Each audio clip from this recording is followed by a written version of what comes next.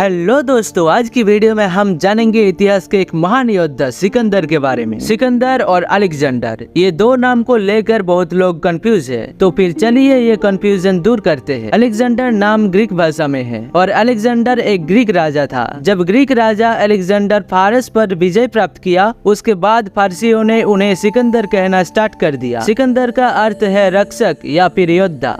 तो दोस्तों चलिए इसके बारे में डिटेल में जानते हैं। अलेक्जेंडर का जन्म मैसेडोनिया के पहला शहर में 356 BCE में हुआ था, मतलब आज से 2380 साल पहले। अलेक्जेंडर का पिता का नाम है फिलिप II मैकेडोनिया और ओलंपिया के राजा थे और इसके पड़ोसी राज्य एपिरुस की राजकुमारी ओलंपियस फिलिप II की दूसरी पत्नी और अलेक्जेंडर की माँ थी। फिलिप II अपनी पुत्र अलेक्जेंडर को एक काबिल और महान राजा बनाना चाहते थे, इसलिए उन्होंने ग्रीक के सारे महान विद्वानों को बुलाया। उनके पुत्र अलेक्जेंडर को युद्ध नीति, राजनीति, कूटनीति और बाकी सारे शिक्षा देने के लिए, और इनमें ग्रीक फिलोसोफर एरिस्टोटल का नाम भी शामिल है। एरिस्टोटल की 3 साल की ट्रेनिंग में अलेक्जेंडर राजनीति और कूटनीति की शिक्षा प्राप्त किया। फिर अलेक्जेंडर सिर्फ 18 साल की उम्र में अपने पिता के साथ मिल के बैटल ऑफ चेरोनिया में हिस्सा ले लिया और उस युद्ध में विजय प्राप्त किया, और ये था अलेक्जेंडर का पहली युद्ध एंड पहली जीत। फिर अलेक्जेंडर ग्रीक के सारे शहर को एक साथ मिलाया। उसके बाद अलेक्जेंडर पर्शिया के दक्षिणी हिस्से की तरफ बढ़ने लगा।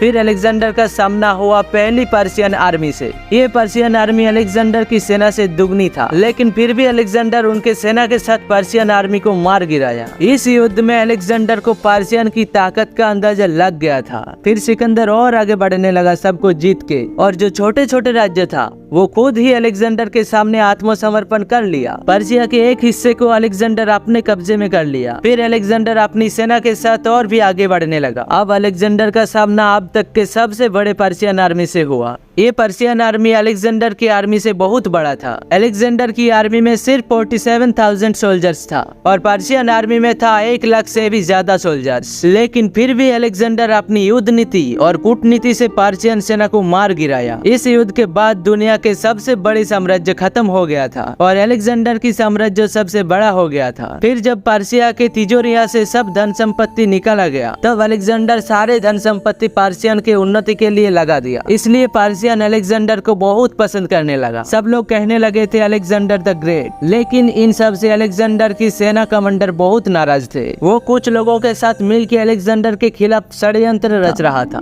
लेकिन जैसे ही अलेक्जेंडर को ये पता चला, तुरंत उनको मार डाला। फिर अलेक्जेंडर भारत की तरफ बढ़ने लगा और उनका सामना हुआ परोवा राज्य से, जो आज का पाकिस्तान है। वहाँ के राजा थे पोरस। किसी भी कीमत पर अलेक्जेंडर को भारत की भूमि पर राज्य स्थापित करने नहीं देना चाहते थे। इसके बारे में हम अगले वीडियो में जानेंगे। तो दोस्तों मिलते हैं अगले वीडियो में ऐसे मजेदार टॉपिक के साथ। जय हिंद, जय भारत।